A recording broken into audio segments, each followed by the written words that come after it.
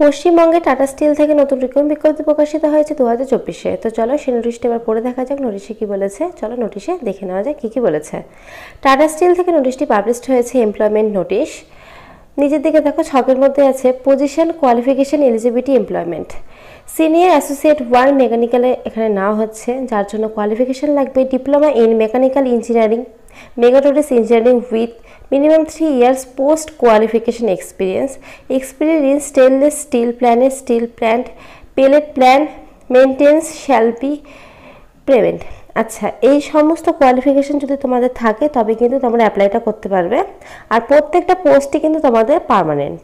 তো চলো এবার নিচের দিকে 2 নাম্বারটা বলে দিই তোমাদের কি পোস্ট আছে।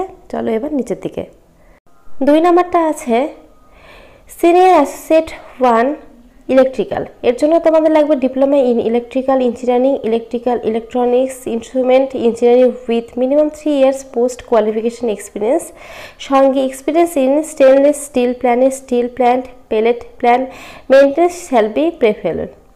ইলেকট্রিক্যাল লাইসেন্স, তারপরে দেখো এই যে এখানে সুপারভাইজার লাইসেন্স, এই সমস্ত যদি তোমাদের লাইসেন্স থাকে আর এই সমস্ত যদি তোমাদের কোয়ালিফিকেশান থাকে তবে কিন্তু তোমরা অ্যাপ্লাইটা করতে পারবে। আর প্রত্যেকটার জন্যই কিন্তু তোমাদের 18 থেকে 38-এর মধ্যে বয়স হতে হবে 1/3/2024 অনুসারে, আর প্রত্যেকটা পোস্টই কিন্তু পার্মানেন্ট। তো চলো এবার নিচের দিকে 3 নম্বর পোস্ট, লাস্ট পোস্টটা দেখিয়ে দিই। 3 নম্বরটা আছে সিনিয়র অ্যাসোসিয়েট 1 মেটালজি। এর জন্য তোমাদের লাগবে diploma in metallurgy engineering with minimum 3 years post qualification experience in the, দেখো এখানে লেখা আছে স্টেনলেস স্টিল প্ল্যানেট স্টিল, তারপর এই সমস্ত যদি তোমাদের ডিগ্রি কোর্স থাকে এবং এই সমস্ত যদি তোমাদের কোয়ালিফিকেশান থাকে তবে কিন্তু তোমরা অ্যাপ্লাইটা করতে পারবে। প্রত্যেকটার ক্ষেত্রে কিন্তু একই রকমই প্রায় আছে, একটু আলাদা আছে কম বেশি, আর প্রত্যেকটাই কিন্তু তোমাদের 18 থেকে 38 মধ্যে বয়স হলে তবে অ্যাপ্লাইটা করতে পারবে 1/3/2024 অনুসারে। আর এই 3টা পোস্টে কিন্তু তোমাদের পার্মানেন্ট হিসেবে কিন্তু নেওয়া হবে। তো চলো এবার নিচের দিকে তোমাদের আমি দেখিয়ে দিই কীভাবে তোমরা অ্যাপ্লাইটা করো। এই যে দেখো এখানে ওয়েবসাইটে দেওয়া আছে, ওয়েবসাইটের মাধ্যমে তোমাদের অ্যাপ্লাইটা করতে হবে, বা তোমরা এই কিউআর কোডটা কিন্তু স্ক্যান করে তোমাদের অ্যাপ্লাইটা করতে পারো। অ্যাপ্লিকেশন ফর্মটা কিন্তু তোমরা ওপেন করতে পারবে। আর তোমাদের এই ফর্মটা কিন্তু 28 তারিখে পাবলিশড হয়েছে, মার্চ মাসে 28 তারিখে।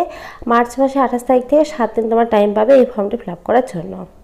তো ফ্রেন্ডস, আজকের মতো এইটুকুই। যদি ভিডিওটা ভালো লাগে অবশ্যই লাইক করো, চ্যানেল নতুন হয়ে থাকলে চ্যানেল সাবস্ক্রাইব করে পাশে থেকে বেল আইকন বাজিয়ে দিও, কারণ প্রতিদিন আমরা আমাদের চ্যানেলে নতুন চাকরি আপডেট দিয়ে থাকি। তো আজকের মতো এইটুকুই। ভিডিওটা দেখার জন্য অসংখ্য ধন্যবাদ। Thank you.